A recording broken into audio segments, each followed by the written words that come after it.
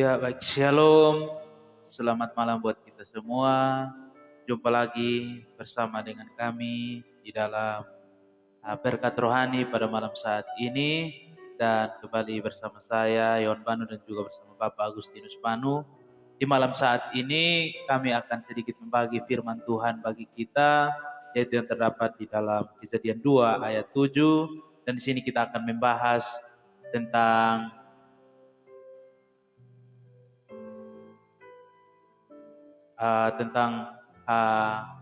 nafas hidup kita sebagai orang percaya, dan tentang mengapa sehingga Tuhan menempatkan kita di dalam muka bumi ini. Baik, sebelum kita membahas tentang firman Tuhan, mari kita puji Tuhan dari lagu yang berkata, Indah Rencanamu Tuhan.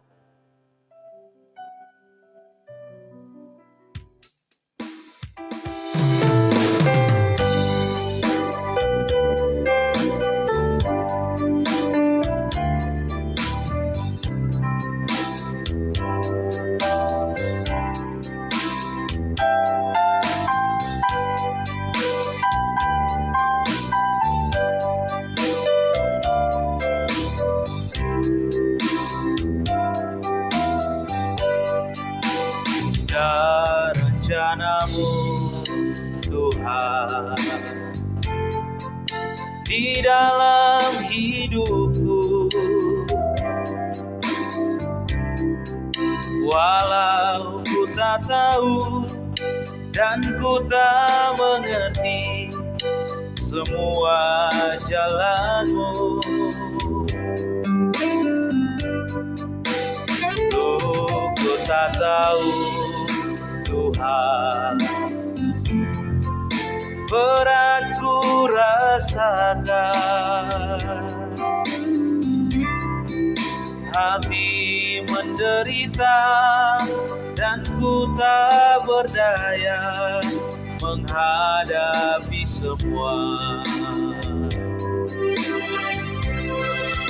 Tapi ku mengerti sekarang, Kau tolong padaku.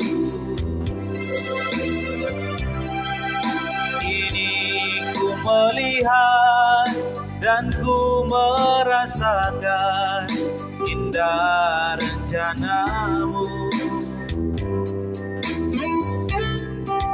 Tapi ku mengerti sekarang, Kau tolong padaku.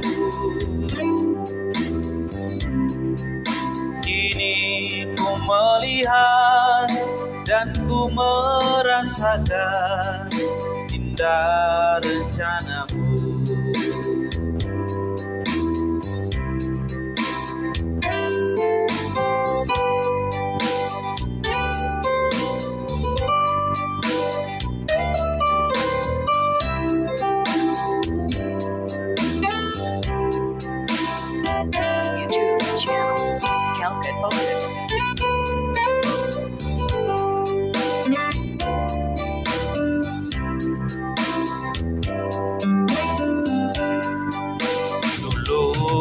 Tak tahu Tuhan,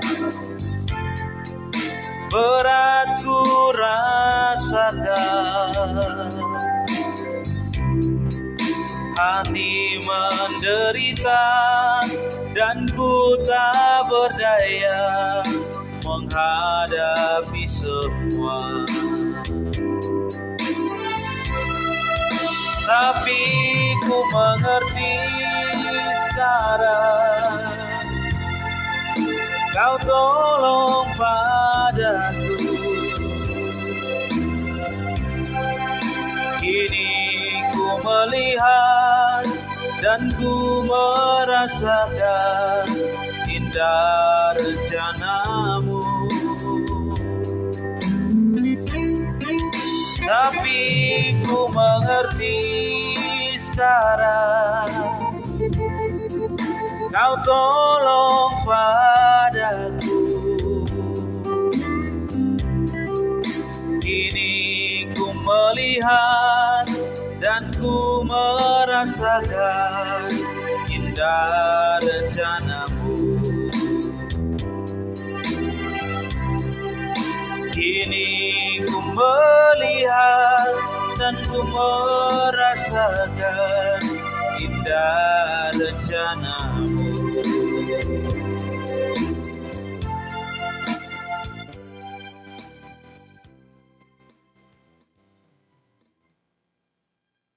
Ya, baik, kita akan mendengar firman Tuhan dari Kejadian 2 ayat 7.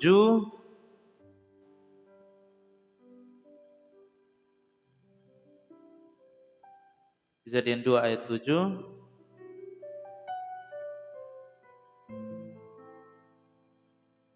Di sini firman Tuhan berkata kepada kita bahwa ketika itulah Tuhan Allah membentuk manusia itu dari debu tanah dan menghembuskan nafas hidup ke dalam hidungnya, demikianlah manusia itu menjadi makhluk yang hidup.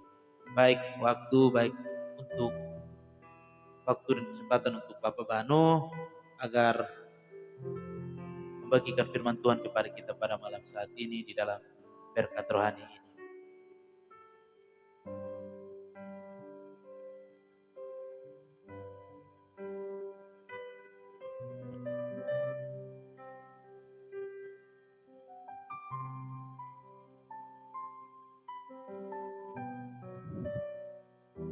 Baik, Shalom, selamat malam semua bagi Bapak Ibu Saudara sekalian. Dengar, saya Bapak Agus Banu bersama saya anak John Banu. Kami ingin membahas firman Tuhan, menyampaikan firman Tuhan kepada kita pada malam hari ini di dalam Kejadian 2 ayat yang ke-7. Kami membahas firman ini dalam hanya satu ayat saja, tapi kami akan hadirkan ayat-ayat yang lain sebagai renungan bagi kita pada malam hari ini. Dan di sini seperti yang tadi disampaikan oleh satu bacaan yang dibacakan oleh Bapak anak John, di sini katakan bahwa ketika itulah Tuhan Allah membentuk manusia itu dari tanah dan menghembuskan nafas hidup ke dalam hidungnya. Demikian manusia itu menjadi makhluk hidup. Nah, seperti yang kami menyampaikan berkat rohani ini, kami tulis berkubah tentang kehadiran manusia di dunia ini. Nah, kehadiran manusia di dunia ini dalam arti ada berapa penciptaan yang Tuhan menciptakan. Yang pertama, Tuhan menciptakan kita tidak butuh perempuan dan tidak butuh laki-laki. Dia itu menciptakan manusia itu sendiri, yaitu dari debu tanah seperti yang tadi kita baca di dalam Kejadian 2 ayat yang ke-7 tadi. Dan penciptaan yang kedua adalah tidak butuh perempuan, tapi hanya butuh laki-laki saja, yaitu operasi tulang rusuk dari Adam itu dan membentuknya seorang perempuan. Kita bisa lihat di dalam Kejadian 2 ayat yang ke-21 sampai 23. Kejadian 2 ayat yang ke-21 sampai ayat yang ke-23, dia bilang begini. Lalu Tuhan Allah membuat manusia itu tidur nyenyak. Ketika ia tidur, Tuhan Allah mengambil salah satu rusuk daripadanya, lalu menutup tempat itu dengan daging. Dan dari rusuk yang diambil Tuhan Allah dari manusia itu, dibangunnyalah seorang perempuan, lalu dibawanya kepada manusia itu.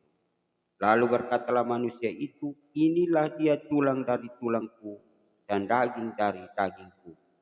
Ia dinamai perempuan sebab ia diambil dari laki-laki. Nah, ini adalah penciptaan kedua. Jadi kehadiran manusia di dunia ini ada 3 penciptaan. Nah, kalau kita melihat penciptaan yang ketiga, dia butuh laki-laki dan butuh perempuan. Yaitu dia menciptakan manusia itu, penciptaan pertama itu dari debu tanah. Dia tidak butuh laki-laki dan perempuan. Dia menciptakan manusia itu sendiri dari debu tanah. Lalu penciptaan yang kedua tadi, yaitu dia tidak butuh perempuan, dia hanya butuh laki-laki. Yaitu yang seperti yang tadi kita baca tadi, bahwa Tuhan Allah mengambil tulang rusuk ah, manusia itu, yaitu Adam, dan membentuknya, menutup tulang rusuk itu dengan daging, dan dibangunnya seorang perempuan, dan seorang perempuan itu dibawanya kepada Adam, dan Adam dikatakan bahwa inilah tulang dari tulangku dan daging dari dagingku. Ia dinamai perempuan itu sebab dia diambil dari laki-laki. Itu penciptaan kedua. Lalu penciptaan ketiga, bahwa dia butuh laki-laki dan perempuan. Dan laki-laki dan perempuan itu bersetubuh. Kalau kita melihat di dalam Kejadian 4 ayat yang pertama. Kejadian 4 ayat yang pertama dikatakan bahwa kemudian manusia itu bersetubuh dengan Hawa istrinya, dan mengandunglah perempuan itu lalu melahirkan Kain. Maka kata perempuan itu, aku telah mendapat seorang anak laki-laki dengan pertolongan Tuhan. Ya, jadi maka itu Bapak Mama saudara sekalian yang dikasihi, 3 penciptaan ini hadirnya manusia di planet ini atau di dunia ini. Dan saya kembali ke Kejadian 2 ayat yang ke-7 dan penciptaan-penciptaan ini. Ya, lalu kalau misalnya dia butuh laki-laki dan perempuan, Tuhan tidak tinggal diam. Dia tetap menciptakan kita. Walaupun manusia itu memberikan kebebasan untuk bisa bersetubuh dengan istrinya, tetapi Tuhanlah yang menentukan. Tuhanlah yang membentuk dalam rahim ibunya.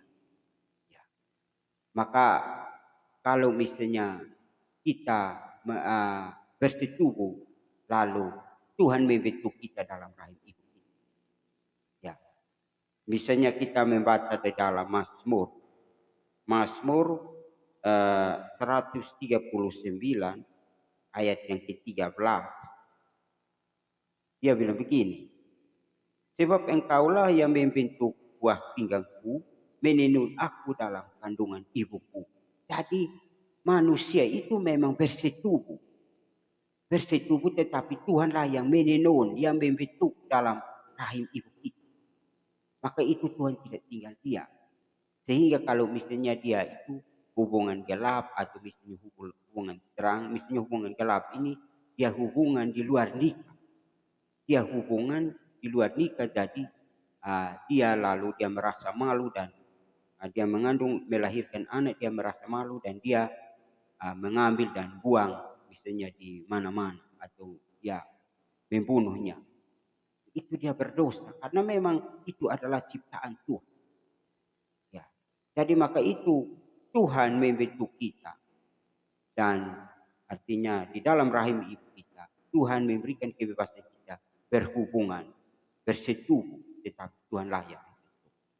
Ya, misalnya di dalam Yeremia juga, Yeremia 1 ayat yang ke-5, dia bilang, sebelum aku membentuk engkau dalam rahim ibumu, aku telah mengenal engkau, dan sebelum engkau keluar dari kandungan, aku telah menguduskan engkau, aku telah menetapkan engkau menjadi nabi bagi bangsa-bangsa. Nah, ini memang Tuhan dikatakan, ya di sini Tuhan membentuk. Ini dikatakan kepada Yeremia, karena ini orang pilihan Tuhan. Nah, kalau begitu memang semua orang yang hidup di dalam dunia ini itu diciptakan oleh Tuhan. Ya. Nah, saya kembali ke kejadian tadi, Kejadian 2 ayat yang ke-7. Dia bilang, dia sesudah membentuk kita dari debu tanah, dia menghembuskan nafasnya, dan kita menjadi makhluk hidup. Mengapa kalau dia hanya membentuk manusia itu dari debu tanah, lalu mengapa dia harus menghembuskan nafas? Karena kalau tidak menghembuskan, kita tidak menjadi makhluk yang hidup. Kita artinya tadinya bentuk manusia itu dari debu tanah. Lalu dia tidak menghembuskan nafasnya, berarti kita ini mayat. Kita mayat. Sehingga kalau misalnya sampai saatnya dia ambil kembali kita melalui kematian. Seperti di dalam Pengkhotbah 12 ayat yang ke-7, dia bilang, dan debu itu kembali menjadi tanah seperti semula dan roh kembali kepada Allah yang mengasihinya. Tadinya dia membentuk kita dari debu tanah dan menghembuskan nafasnya ke dalam hidung kita dan kita menjadi makhluk hidup. Tetapi ketika dia ambil kembali, maka debu itu kembali menjadi tanah seperti semula yang dia bentuk. Dan rohnya kembali kepada Sang Pencipta, yaitu Tuhan Yesus. Ya. Jadi maka itu kalau misalnya di dalam Pengkhotbah atau Kejadian 2 ayat yang ke-7 tadi, dia membentuk kita dan menghembuskan nafasnya ke dalam hidung kita, berarti Allah ini bertakhta di dalam kita. Ya, Allah itu bertakhta di dalam kita dan misalnya kita punya tubuh ini adalah tubuh bait Allah. Ya, tubuh bait Allah. Maka itu Tuhan menghembuskan nafas. Hidup itu tujuannya untuk kita memuliakan Tuhan. Anehnya terkadang orang itu diciptakan oleh Tuhan dan menghembuskan nafas ke dalam hidungnya dan menjadi makhluk. Terkadang dia bukan memuliakan Tuhan, tetapi memuliakan dunia, memuji dunia. Ya, padahal di dalam firman Tuhan di dalam Mazmur,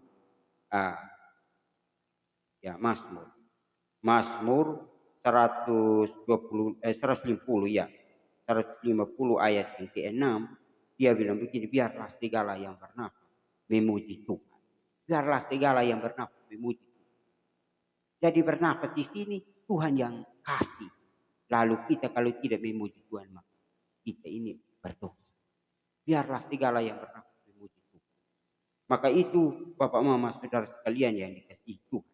Kejadian 2 ayat 7 ini jelas bahwa dia menghembuskan nafasnya ke dalam hidung kita dan menjadi makhluk hidup. Jelas rumah Allah yaitu tubuh kita sendiri.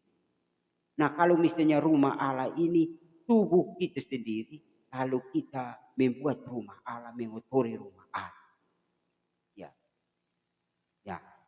Contoh misalnya saya berikan ayatnya.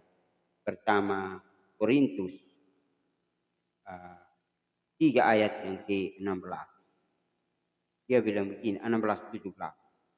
Tidak tahukah kamu bahwa kamu adalah bait Allah dan bahwa roh Allah diam di dalam kamu? Jika ada orang yang membinasakan bait Allah, maka Allah akan membinasakan dia. Sebab bait Allah adalah kudus dan bait Allah itu ialah kamu. Ya, jadi memang kita ini diciptakan dari debu tanah dan menghembuskannya, maka tubuh kita adalah bait Allah. Dan di dalam bait Allah itu tujuannya untuk kita memuliakan Tuhan seperti yang tadi saya hadirkan ayat-ayat. Biarlah segala yang pernah. Terkadang kita bait Allah ini kita pergunakan untuk bukan hal-hal yang sesuai dengan kehendak, tetapi hal-hal yang bukan itu. Maka kita ini orang sudah berbuat dosa.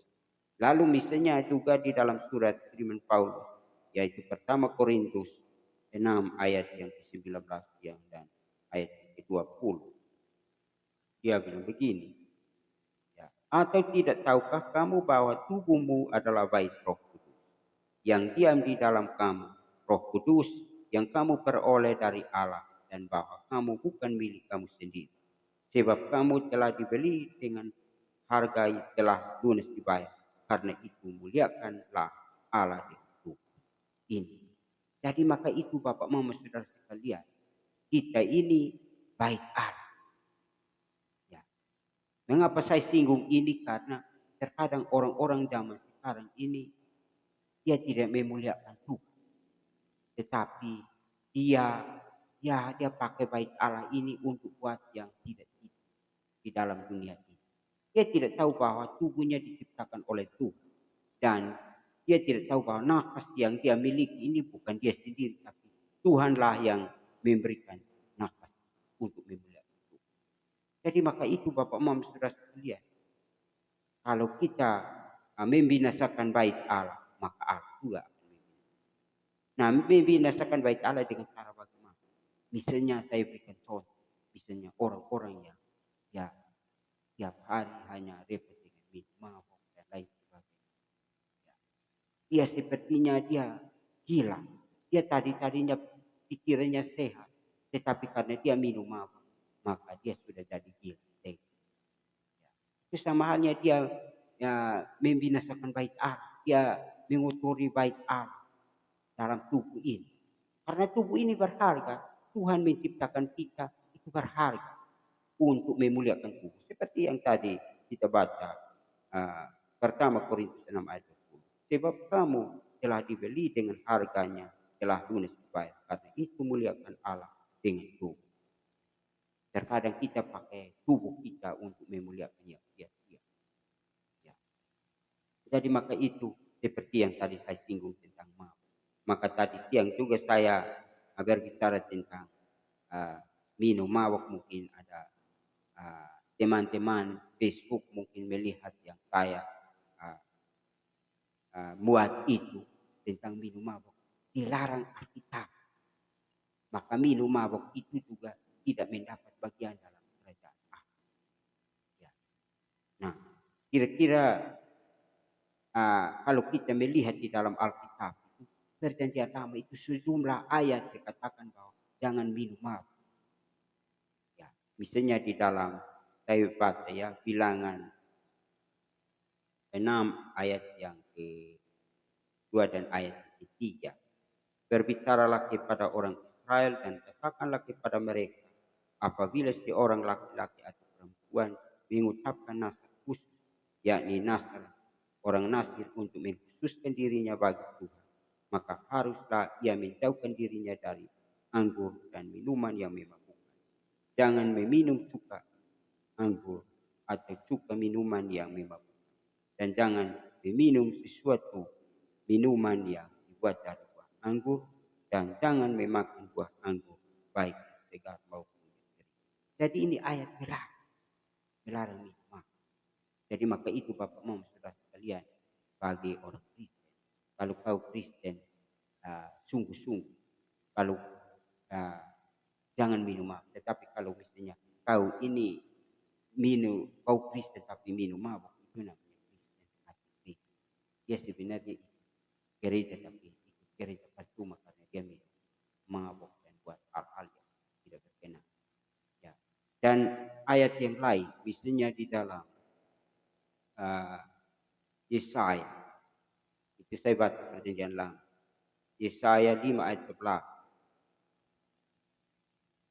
Celakalah mereka yang bangun pagi-pagi dan terus mencari minuman keras dan duduk-duduk sampai malam hari, sedang badannya dihinakan. Ya, ini kata celaka ini berarti melarang. Tidak boleh. Karena ini membinasakan bait Allah, yaitu tubuh kita sendiri. Ya. Lalu yang berikut misalnya Nabi Yoel. Nabi Yoel 1 ayat yang ke-5. Bangunlah hai pemabuk dan menangislah, berataplah hai semua peminum anggur, karena anggur baru, sebab sudah dirampas dari mulut anggur itu. Jadi ini katakan pemabuk-pemabuk ini. Ini saya hanya baca ayat-ayat pemabuk. Ya. Jadi maka itu Bapak Mama saudara sekalian, kalau engkau di situ kau minum mabuk, hati-hati dengan ini ayat-ayat lain. Lalu misalnya kepada orang-orang yang pemberita firman Tuhan atau dia katakan dia itu pengkhotbah, lalu dia minum mabuk. Ini satu ayat juga. Coba kita lihat di dalam Imamat juga 10. Imamat 10 ayat yang ke-8 dan ayat yang ke-9. Nah, ini kita baca perikop saja kita sudah tahu.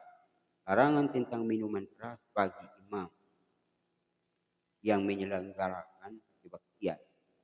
Ayat 8. Tuhan berfirman kepada Harun, jangan engkau meminum anggur atau minuman keras, engkau serta anak-anakmu, bila kamu masuk ke dalam kemah pertemuan, supaya jangan kamu mati. Itulah suatu ketetapan untuk selama-lamanya bagi kamu turun. Ya.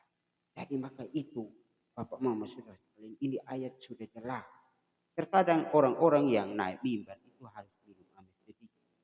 Saya kedapatan orang-orang Kristen ini, terkadang pendeta juga seperti itu. Bilang dia tidak berbicara kecuali dia minum. Ya, satu sloki begitu baru dia bisa nak dengar menyampaikan firman. Tetapi pertanyaannya, apakah dia waktu khotbah itu dari Roh Kudus atau dari minum mabuk atau mabuk? Maka itu seperti yang di dalam Efesus, surat Paulus di jemaat di Efesus 5 ayat 18 melarang itu. Ya, dia bilang, dan janganlah kamu mabuk oleh anggur, karena anggur menimbulkan hawa nafsu, tetapi hendaklah kamu penuh dengan roh. Jadi penuh dengan roh itu artinya roh yang menggerakkan kita untuk menyampaikan firman. Tetapi kalau misalnya kita ini minum mabuk baru kita menyampaikan firman. Pertanyaan seperti yang tadi. Apakah yang dia khotbah itu dari mabuk, Roh Kudus atau dari mabuk? Pasti dari mabuk, dan itu bertentangan dengan ayat firman Tuhan. Jadi maka itu saya hanya baca ayat-ayat firman Tuhan ini supaya Bapak Mama mendengar. Kalau di mana bisa mendengar firman Tuhan ini. Jangan sampai firman Tuhan ini tidak dibacakan lalu kita berbuat terus. Ya. Jadi maka itu Bapak Mama harus dengar ayat-ayat yang saya bacakan. Lalu misalnya dia tadinya orang itu pendiam, tetapi kalau dia minum sedikit dia itu ya menjadi orang yang bisa juru bicara, bisa jadi MC. Ya. Kalau kita melihat di dalam Amsal 20 ayat. Ya. Anggur adalah pencemooh, minuman keras adalah beribut. Tidaklah bijak orang terhuyung-huyung. Ya, jadi memang minuman keras ini beribut. Dia beribut. Dia mabuk lalu dia beribut. Orang-orang hati-hati dengan minuman dan lihat dengar ayat-ayat. Dan orang-orang seperti ini memang tidak mendapat bagian dalam walaupun dia ini orang Kristen. Kalau orang buat hal-hal seperti ini tidak mendapat bagian dalam kerajaan. Karena itu dia ikut keinginan lagi. Misalnya kita lihat juga di dalam Galatia 5 ayat yang ke-21 bahwa ya kedengkian, kemabukan, pesta pora dan sebagainya terhadap semuanya itu kuperingatkan kamu seperti yang telah buat dahulu, bahwa barang siapa melakukan hal-hal yang ia tidak dapat bagian. Dia tidak mendapat bagian dalam kerajaan sorga. Kalau seandainya dia ini orang-orang minum keras. Biasa mengapa sehingga hubungkan dengan pesta pora? Ya, pesta pora ini memang di dunia ini kalau orang sudah berpesta maka itu sudah tambah minum. Maka itu orang-orang seperti itu tidak mendapat bagian. Jadi saya baca ayat-ayat ini supaya Bapak Mama di mana saja berada bisa mendengar ini dan bertobat. Kalau tidak bertobat, ya anggaplah kau ini Kristen beda, kau mati. Nah, ayat-ayat yang lain, misalnya saya juga teringat di dalam pertama Korintus 6 ayat yang ke-10. Dia juga tulis seperti itu. Ya, pencuri, orang kikir, pemabuk, pefitnah dan penipu tidak akan mendapat bagian dalam kerajaan. Pemabuk, ini bilang pemabuk, tidak mendapat bagian dalam kerajaan. Jadi maka itu Bapak Mama dan sekalian dikasih. Mari kita renungkan ayat-ayat. Kalau bisa satu ayat-ayat saya sudah baca. Saya hanya baca ayat-ayat pemabuk. Tapi ingat bahwa kau akan mendapat balasan kalau engkau tetap mabuk terus. Ya. Lalu misalnya di dalam Lukas, Yesus katakan bahwa uh, Lukas 21 ayat yang ke-34. Ya, itu nasihat. Ya, Yesus dia bilang, jagalah dirimu supaya hatimu jangan syarat oleh pesta pora dan kemabukan serta kepentingan-kepentingan dunia. Dan supaya hari Tuhan jangan datang, jangan dengan tiba-tiba jatuh di atas dirimu seperti suatu terang. Nah, hari Tuhan itu apa? Jangan sampai mati. Ya, Tuhan datang itu seperti pencuri. Dan kalau misalnya kita pesta pora dan lain sebagainya, Tuhan bisa datang dengan tiba-tiba mengambil kita. Dan kalau kita mati dalam kemabukan, ingat Pak, tadi firman Tuhan tidak benar kejadian. Itu nasihat Tuhan Yesus. Ya. Jagalah dirimu supaya hatimu jangan syarat oleh pesta pora dan kemabukan serta kepentingan dunia. Dan supaya hari Tuhan jangan dengan tiba-tiba jatuh di atas dirimu seperti suatu jahat.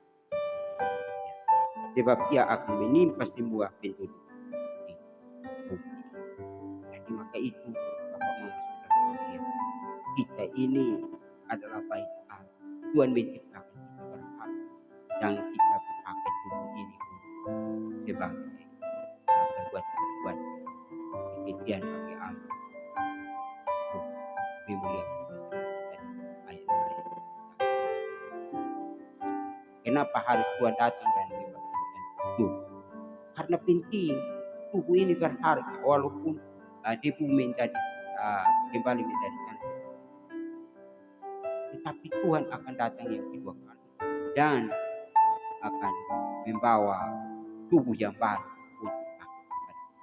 Sekarang tubuh yang kita pakai ini tubuh yang fana, sebentar kita.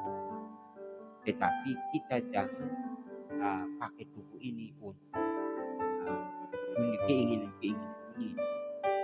Tetapi kita seperti yang tadi firman Tuhan dalam memuliakan Tuhan di tubuh karena kita sudah dibeli dengan harga yang mahal tunai. Begitu mulia.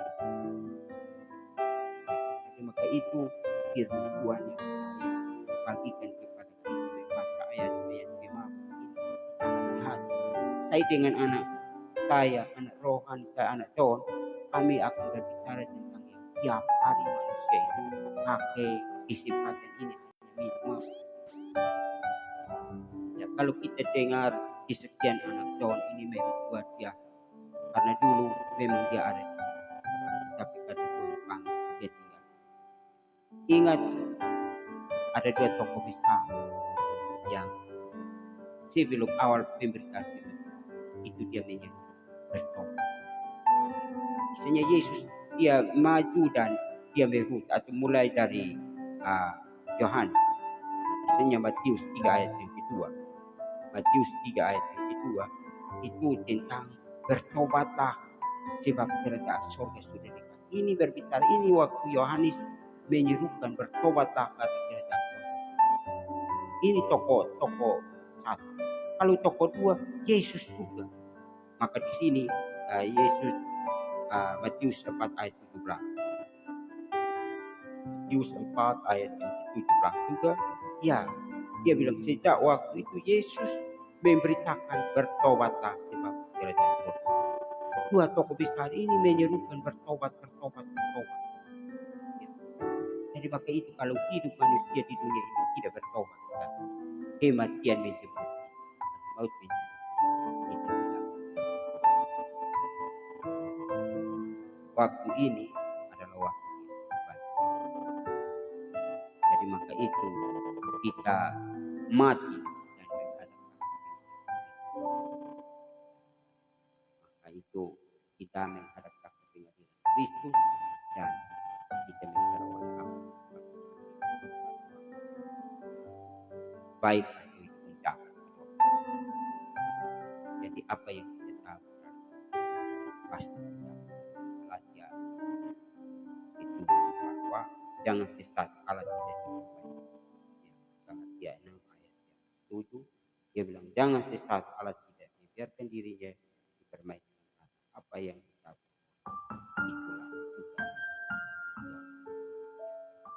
begini sampai di sini dan saya nyambung sedikit dari firman ini dan memberikan kesaksian juga tentang bagaimana dia terpanggil dan tubuh ini adalah baik roh baik hati. Dan kalau kita membina satu pasti beruntung anak Tuhan sudah bertobat dan ia berubah, ia sudah pindah dari kalau kita sudah ada di dalam Yesus, maka kita ini adalah ciptaan yang baru. Saya akhiri dengan membaca ayat di dalam 2 Korintus 5 ayat yang ke-17. Jadi siapa yang ada di dalam Kristus, ia adalah ciptaan baru. Yang lama sudah berlalu, sesungguhnya yang baru sudah. Ya, jadi sampai sini dan saya memberikan John.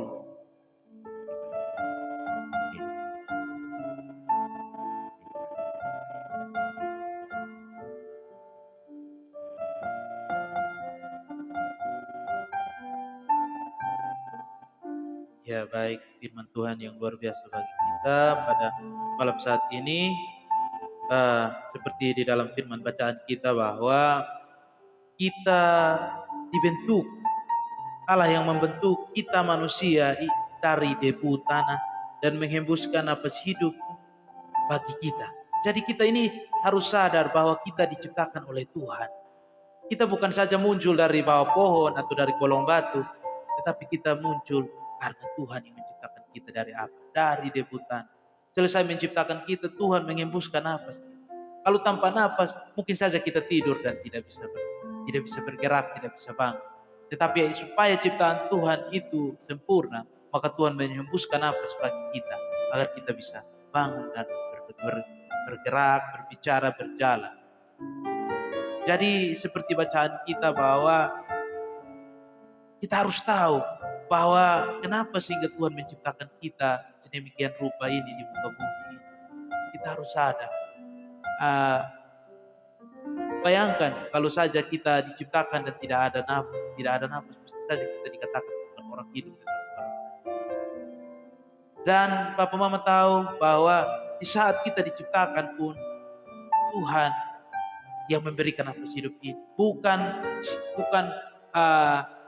pribadi yang lain yang memberikan atau siapa yang memberikan kita nafas hidup, tapi Tuhan sendiri yang memberikan. Untuk itu sampai saat ini firman Tuhan selalu memberitahukan kepada kita tentang hal-hal yang harus kita buat di dalam muka bumi ini, menggunakan nafas hidup kita ini. Karena nafas hidup ini hanya diberikan oleh Tuhan, dan Tuhan yang memberikan bagi kita ada tujuan, ada maksud, sehingga saat ini kita bisa, Papa dan Mama dan kami semua di sini juga, kami bisa menghirup nafas ini, masih bisa bergerak, masih bisa berbicara, karena masih ada nafas hidup di dalam diri kita. Tentu saja kita perlu menyadari bahwa kita ini adalah buatan Tuhan. Kita ini adalah ciptaan Tuhan yang sempurna dari yang makhluk yang lain. Kita berbicara tentang kitab Kejadian, ini banyak mengisahkan tentang bagaimana Tuhan menempatkan kita di muka bumi ini dan bagaimana Tuhan memproses kita sebagai manusia sampai saat ini kita berada di zaman akhir ini. Jadi kita harus sadar bahwa apa yang Tuhan taruh bagi kita itu nafas hidup. Mari kita pergunakan nafas hidup ini baik-baik untuk memuliakan Tuhan, untuk berguna bagi sesama. Mari kita pakai hidup kita ini, jangan kita pakai untuk hal-hal yang tidak baik. Tetapi mari kita pakai hidup kita ini untuk melakukan sesuatu yang menyenangkan hati Allah. Tentu saja Bapak, Mama, saudara-saudara sekalian dan kami di sini, kita tidak bisa hidup kalau Tuhan tidak memberikan nafas bagi kita. Tuhan memberikan nafas bagi kita sehingga kita ada sampai dengan saat ini. Kita harus menyadari bahwa kita ini adalah ciptaan Tuhan. Hal sederhana yang harus kita pikirkan, tanamkan di dalam diri kita. Kita ini ciptaan siapa? Ciptaan Tuhan. Seperti firman Tuhan yang berbicara pada kita. Untuk itu mari kita pakai nafas yang tidak dengan upaya kita ada di dalam diri kita, tapi hanya diberikan oleh Tuhan. Kita pakai untuk memuliakan Tuhan. Kita pakai untuk membesarkan nama Tuhan. Kita pakai hidup ini untuk berguna bagi Tuhan dan juga berguna bagi sesama manusia. Kita harus sadar Bapak. Tentu saja Bapak Mama dan saudara-saudara dan kita semua memiliki panggilan yang berbeda-beda. Kita memiliki panggilan yang tidak sama. Entah melalui pekerjaan kita atau melalui bidang-bidang kita atau bidang pelayanan kita. Tentu saja kita memiliki panggilan yang berbeda-beda. Begitu mari kita pakai panggilan kita. Kita sadari akan apa yang Tuhan pakai buat kita. Tuhan berikan buat kita. Terutama kita harus sadar bahwa kita diciptakan di muka bumi ini. Tidak ada sesuatu yang, tidak ada satu orang pun yang berkata bahwa saya tidak bisa berbuat apa-apa. Ada kelebihan masing-masing. Baik Papa dan Mama, kita semua ini, kita memiliki kelebihan masing-masing. Ada talenta Tuhan di dalam diri kita. Dan kita harus menyadari itu. Entah baik mau melayani seperti apa, ada maksud Tuhan di dalam diri kita. Itu mari kita sadari akan apa yang sudah Tuhan buat rancangan bagi kita. Seperti yang tadi sudah dibacakan banyak ayat bagi kita. Bahwa Tuhan sendiri yang membentuk kita di dalam kandungan kita. Dia sendiri yang menenun kita. Jadi kita ini diciptakan. Kita ini buatan Allah. Kita harus sadari itu. Secara sederhana itu semua orang bisa berkata bahwa saya ini buatan Allah. Saya diciptakan oleh Tuhan. Tetapi kita sendiri belum menyadari bahwa kenapa sehingga Tuhan menciptakan kita. Tuhan membuat kita ada di muka bumi ini. Kita harus sadari itu. Ada beberapa firman yang tadi sudah disebutkan bagi kita bahwa Tuhan menciptakan tubuh kita ini untuk dijadikan sebagai bait. Untuk dijadikan sebagai bait Allah itu sendiri. Dijadikan sebagai tempat kediaman Roh Kudus. Mari kita pakai tubuh kita untuk memuliakan Allah. Jangan kita pakai ciptaan Tuhan ini, kita pakai untuk melakukan hal-hal yang kotor. Di mana saya sendiri juga, saya sedikit bercerita bahwa saya juga pernah berada di jalan yang salah, yaitu saya juga menggunakan tubuh ini untuk melakukan hal yang kotor. Untuk itu Bapak Mama, dari segala hal yang saya lakukan tidak ada manfaat, tidak ada gunanya. Yang ada hanyalah membawa kita kepada jurang maut. Untuk itu mari kita pakai tubuh kita. Kita pakai tubuh kita untuk memuliakan. Tidak perlu Tuhan harus memberi tunggu sampai kita menderita sakit atau kita mendapat sebuah proses yang berat. Tetapi di saat kita mendengar teguran, di saat kita mendengar firman Tuhan, di situ kita harus berusaha juga untuk kembali ke hadapan Tuhan. Kita harus melawan kedagingan kita. Untuk itu Bapak Mama, kita harus sadar akan ciptaan Tuhan di dalam diri kita. Kita harus sadar akan apa yang Tuhan buat bagi kita. Seperti yang terjadi di dalam kehidupan kita, yaitu dalam firman berkata bahwa Tuhan sendiri yang menciptakan kita. Bahkan nafas sendiri, Tuhan sendiri yang menghembuskan bagi kita. Kita pakai nafas ini untuk bersyukur. Sebab Tuhan sudah menghembuskan nafas bagi kita. Kalau saja nafas Tuhan tidak hembuskan, pasti kita mati, kita tidak bangun. Tetapi Tuhan sendiri yang tetap menganugerahkan anugerah terbesar yaitu nafas hidup bagi kita. Pakai nafas hidup ini untuk bersyukur, untuk memuji, memuliakan Tuhan. Mungkin pembagian firman Tuhan bagi kita pada malam saat ini dalam berkat rohani cukup, dan kita akan menutup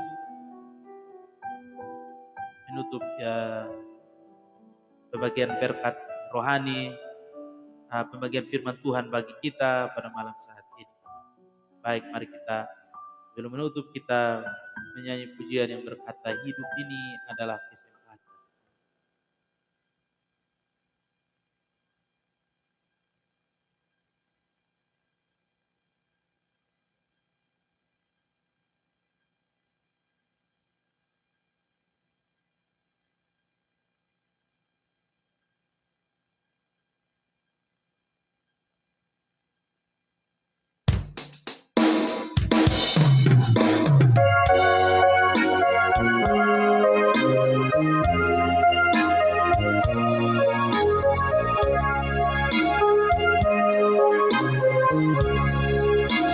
Hidup ini adalah kesempatan. Hidup ini adalah kesempatan. Hidup ini untuk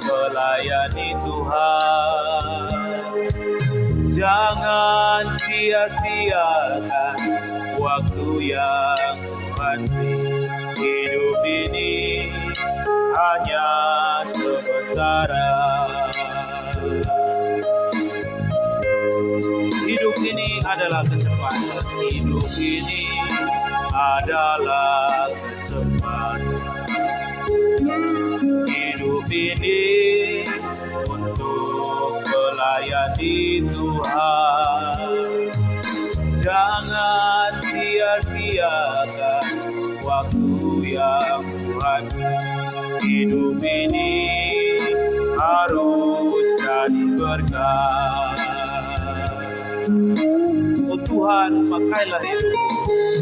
Oh Tuhan, pakailah hidupku. Selagi aku masih kuat. Bila saatnya nanti ku tak berdaya lagi, hidup ini sudah jadi berkat.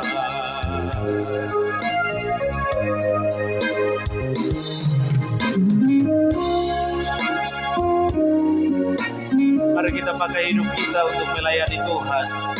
Terlebih nafas yang dikaruniakan oleh Tuhan, kita pakai untuk memuliakan nama-Nya. Selagi Tuhan masih memberikan kepada Bapa, Mama, saudara-saudara dan kami kesempatan, mari kita pakai untuk kita memuliakan nama Tuhan di mana saja kita berada, tempat kerja maupun di mana pun kita berada.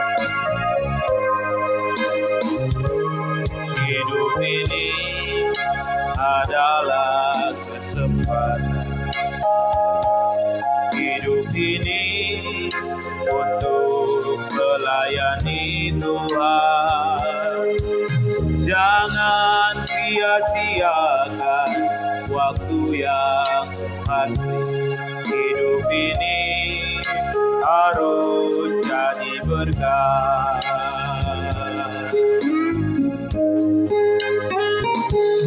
Oh Tuhan, pakailah hidupku. Selagi aku masih kuat.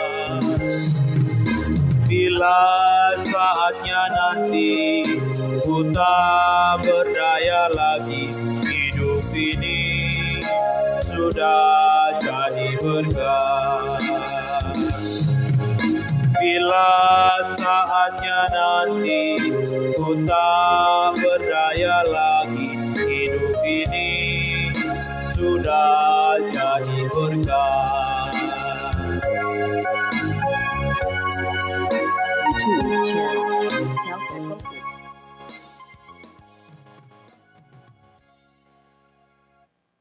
Ya, baik, kita menutup berkat rohani pada malam saat ini. Shalom.